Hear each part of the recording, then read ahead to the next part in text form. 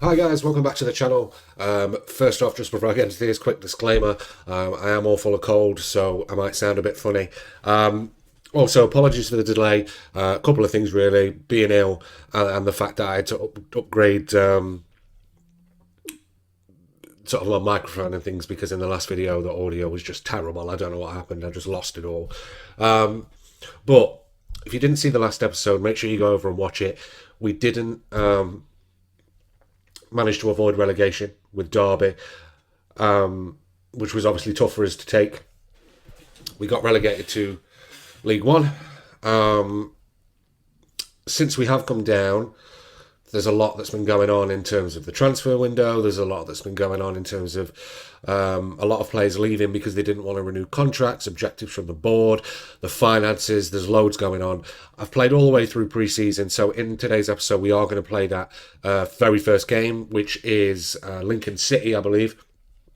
But before we head over and play that, I just want to go through the finances, give you a brief rundown of the ins and outs so far in pre-season transfers-wise, because there's been a lot, even though we did have quite a small transfer budget. Let's head over there.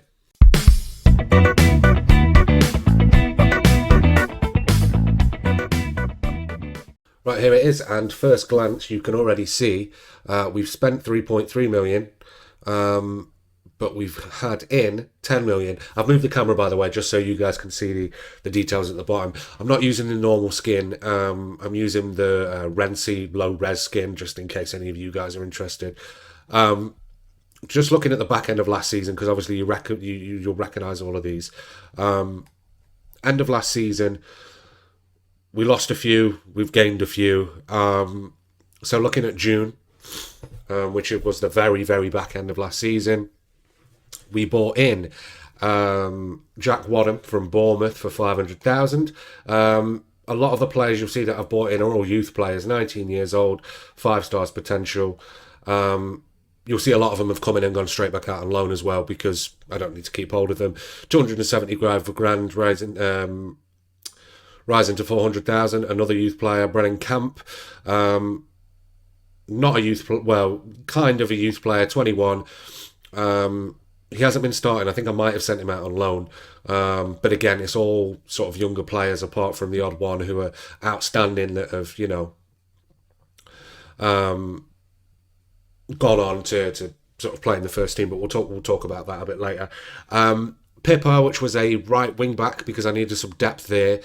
Not a youth player, a bit older, 24, but I just needed someone who could add some depth in that area, and he looked relatively well-rounded, not, someone who's going to set the world alight, but for League One, he's good enough. And, 8.5k a week, valued at 55 to 450k, and I don't think I paid that much for him.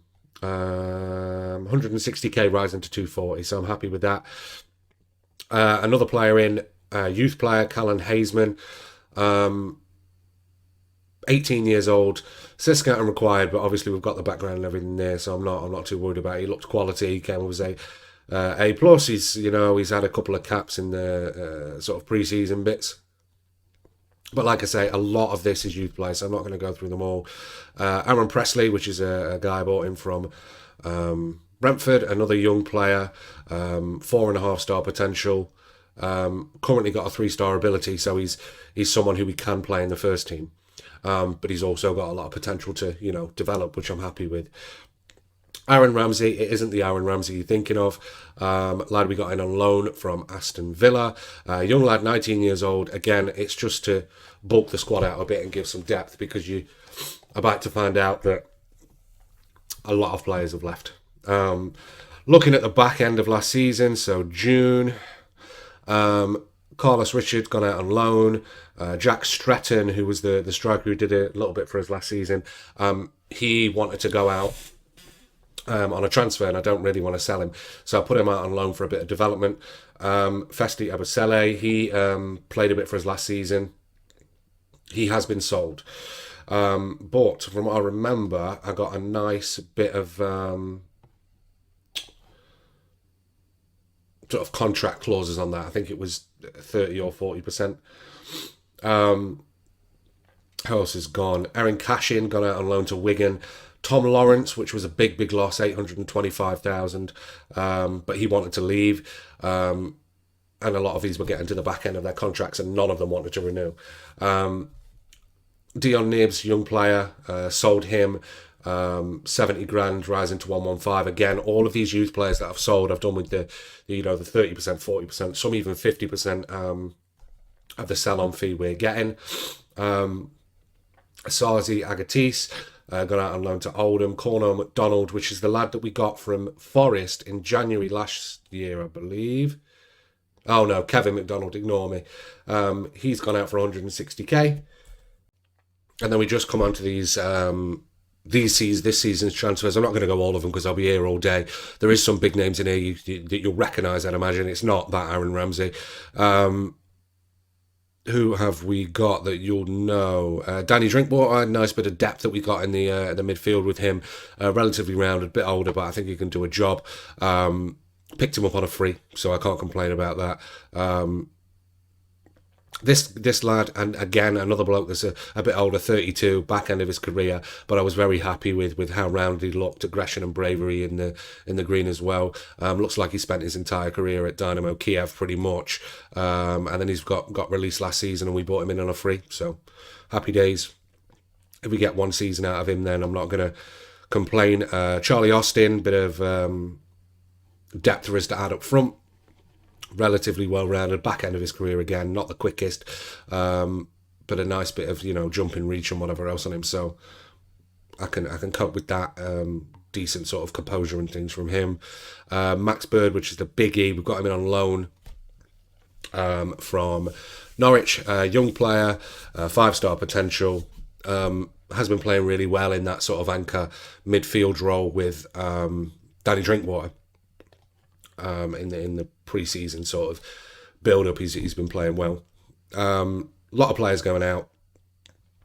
The biggies really, I think, are Louis Sibley, who wouldn't renew his contract, went out at 3.5 million, could rise to 5.75, and we got him back on loan for the season and all, so I couldn't complain about that deal. The other big names I think that we've lost are probably Joswiak, who just wouldn't renew his contract, so I needed to get some money for him, and Bielik, who again wouldn't renew his contract, so he went to QPR. But that's enough of the transfers and everything else. We'll look at the tactics very quickly. I'm using the same tactic really that I was using last season as the staple. It's working. We've got the new lad in goal, obviously here, Walton. That's that Drinkwater and Bird sort of central midfield, and then we've got Knight, who's obviously still being here. Presley, who I touched on, Gamache and Sibley in the attacking midfielders role. If I do want to try and overload them a little bit, I'm sure a few of you guys have seen this on the forums and things as a really, really good formation to use this season. I've given it a go. It's not too bad. But I think you really do need someone up front who's going to finish, every shot they ever take, which we haven't got. But anyway, guys, let's head into that first game of the season with Lincoln. I will just show you how we did on pre-season. Just before I do show you that, just remember that a lot of it was for finances because I was trying to balance the books and get us into a better position pre-season and finances-wise, which I did do. Man U and Celtic, I put the kids out. It wasn't anything I was too bothered about. I just wanted to get them in. 8-1, 7-2, whatever. It was for the money. The Man U game, if you look at the attendance, 30,000. So I couldn't say no. Lost 4-1 at Fulham. This is when I started to play the first team and played around with it to really try and find what tactic was going to work, especially with the new players and things. Lost 4-3 at Sunderland, which I wasn't, was neutral actually. I wasn't happy about. Beat Mansfield 2-1, drew 3-3 at Burton. Beat Chesterfield 2-1. There's a couple of decent wins in there. We played that first Carabao Cup round game against Salford, which is not one I was too concerned about, which I just thought I'd play that through so we can get to this first league game. We did draw Newcastle in the next round of the Cup. So if you guys do want to see that, what I'm thinking of doing is probably popping the highlights for that game at the end of this video as well. So we'll get the Lincoln game done and then I'll pop the highlights for the Newcastle game after that. Fingers crossed we can, bit of a giant kill in there, but I doubt it. Otherwise, let's head into that game with Lincoln. Right, here we go, guys. Kickoff is upon us, and for anyone that is interested, I've just noticed that the Lincoln City manager is John Terry, which I found quite interesting. In terms of, objectives and things for the season, I'm sure you guys can appreciate it's win the league, automatic promotion. Nothing else will do. It's got to be that. It really has got to be. We should be, in terms of the league, the best side in the league. I think we're predicted to finish second, media prediction wise. Here we go. Nice highlight early on. Drink water. Ball into the box. Sibley. It's what we needed. Great start.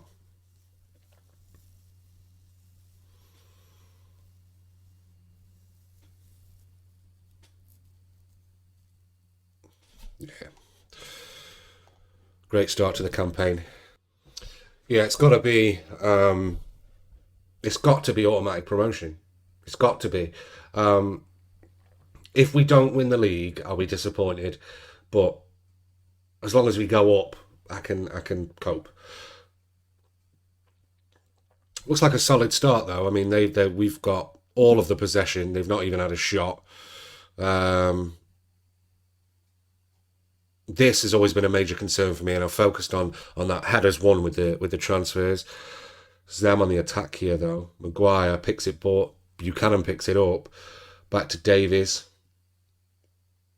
Bird just passing it around. Danny Drinkwater, Williams pressing forward. Gomesh through to Presley. Sibley. 2-0. I have to admit, it's very difficult for me to get really excited about it this early doors when we got relegated. It was a disappointing end to last season, but it's a solid start and exactly what we needed. Great passing play from there. Sibley plays it through. Great finish from him. Bottom corner. No stopping that.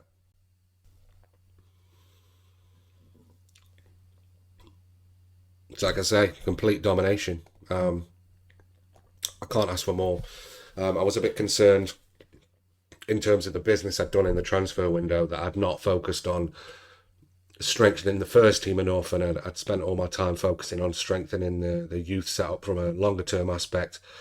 Williams picks that up, back to Walton, Davis, Bird in the middle, Bird to Sibley, great ball out to the wing to Byrne. He's not going to be able to run that up though, he's going to have to go home, back to Bird. Davis pushing forward there, can't make through. Buchanan, Knight, Drinkwater, great ball forward over the top for Presley. Oh, just over the bar.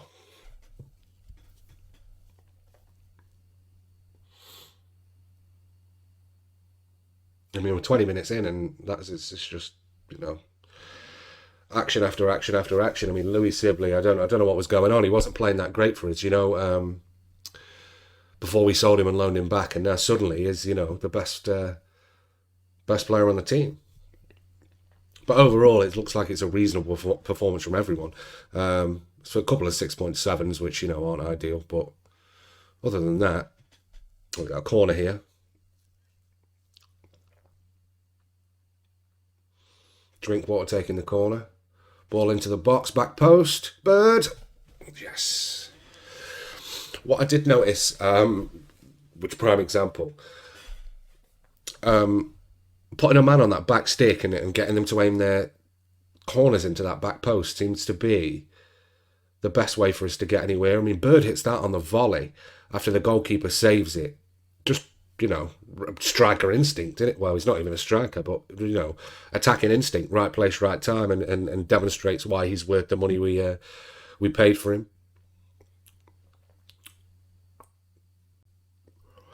Corner for them, Maguire into the box. And they've got one back, which isn't ideal. But I mean, that's why we're 3 goals ahead, so I can cope with that, I suppose. Lead down to 2 goals though, which isn't perfect, but looks like we still keep hold of the. Oh, here we go. Byrne here, Sibley back out to Byrne. Get a ball into the box. Bird, ball into the box. Presley hits the crossbar. Oh, and they smash it away. I mean, credit to them. They've had, 3 shots. I mean, we've had 13 shots in the first, 39, 40 minutes. Passes completes high. Headers won is very high, which I'm happy about. Possession, we've got the better part of the possession, so I can't complain really. It's what I've set up to do. It's just not as exciting when you're in League One. But let's get a couple of cup runs in there as well, make it a bit exciting. After the draw at the end of last season, I think I need it. It looks like they're going a bit more attacking. That's a bold move to make at the end of the first half. And there we go, half time. 3-1 at half time. Happy with that result. I'd be happier if it was 3-0, but it'll do. Could be worse, but we're the better team here, and that's showing, isn't it? That is really showing. So let's just crack on into the second half. I don't need to make any changes. Don't really need to look at the tactics. Everything's all good. Here we go. Looks like we dropped down to second position. I assume that's goal difference, yeah. Looks like Accrington are winning 3-0. Ipswich having a cracking game. Accrington, that's not the side you'd expect to be at the top of the table at the end of the season, is it? Let's face facts. 16 shots we've had, 7 on target. XG seems quite low actually for the amount of shots we've had.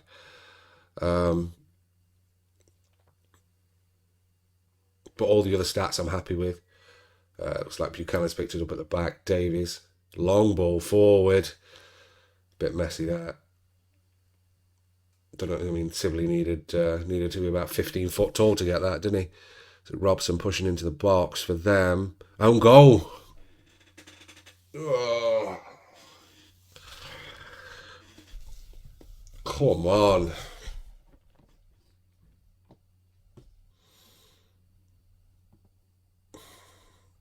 Look at that.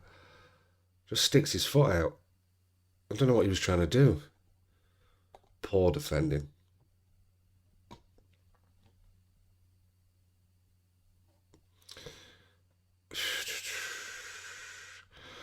Maybe time to make a couple of changes soon, I think, because they... let's see what happens.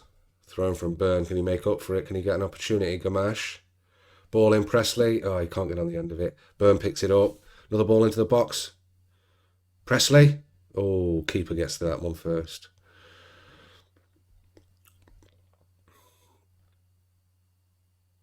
So you can't let them get to that first, surely. Davis gets it. Short passes. Buchanan pushes forward. Gamache, Buchanan, Davis. Knight picks it up in the middle. Drinkwater going out wide. Williams has got it on the wing. Back to Knight. Knight with the ball over the top. Presley on the volley. Ooh. Doesn't look like Gamache is having a great game. Let's give Scott Banks a run out. He's one of the younger sort of youth players I bought in, but he's a good player. We are still having the better part of everything, really. 18 shots, 8 on target. I mean, they've converted 50% of their chances. That's the difference, isn't it? But their XG is only 0.2, so this has, all written all over it that I'm about to get FM'd, and it's going to be 3-3, or they're going to get an equaliser in the last minute. Something ridiculous. Goal kick for them here.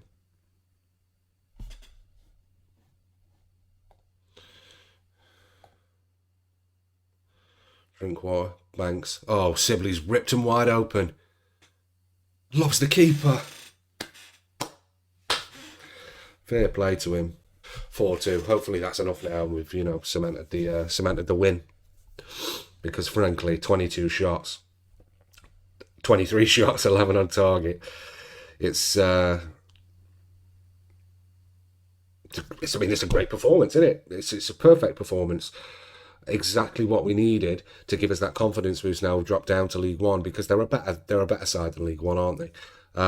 Even with what's going on in real life, which frankly is horrendous with the extra points deduction. Mel Morris is really sort of ruined the club. taking all my, loyalties as a Forest fan and putting them to one side. 4-2, great win. Should have been, shouldn't have conceded 2 scrappy goals, but I'm happy with that. If we concede a game out and win like this every week, there's a lot of green going on down there. I mean, Sibley's on a 10. Buchanan's on an 8.4.